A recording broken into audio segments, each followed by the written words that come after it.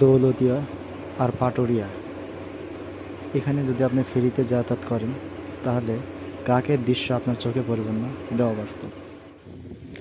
আসসালামু আলাইকুম, সবাইকে আন্তরিক শুভেচ্ছা এবং ভালোবাসা।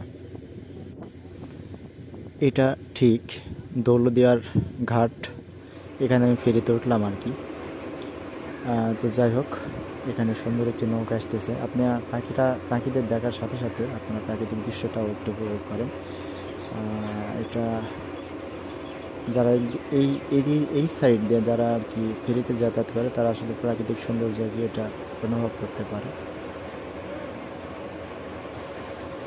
আমি যেখানেই যাই সেখানে যদি পাখিদের কোনো দৃশ্য আর কি দেখতে পাই সেটা আপনাদের কাছে তুলে ধরি। এখানে ঠিক শালিক পাখি। তো বাংলাদেশের বিভিন্ন স্থানে যেহেতু আমার চলাফেরা করতে হয়, বিভিন্ন জায়গায় যেতে হয়, তাহলে আপনারা বলতে পারেন আর কি যে আমার কাজটা কি। আসলে আমার কোনো কাজ নেই, আমি জবের জন্য প্রিপারেশান নিই, বিভিন্ন জায়গায় পরীক্ষা দিই।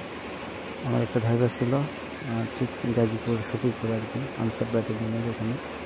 আনসার ব্যাটালিয়ন না, আনসার আর কি, আনসার ভিডিওতে। তো সেই ক্ষেত্রে যাওয়ার পথে ভিডিওটা করা। তো সেখান থেকে ঠিক বাসায় যাব আমি বগুড়া থেকে আবার নওগাঁ থেকে আমাদের দেশের বাসা আর কি। তো যাই হোক, আপনারা যারা আমার ভিডিও দেখতেছেন, এইভাবে চলার পথে যেখানে আর কি প্রাকৃতিক দৃশ্য দেখতে পাবো সেখানে আপনাদের কিছু দেখানোর চেষ্টা করবো। এই পর্যন্ত।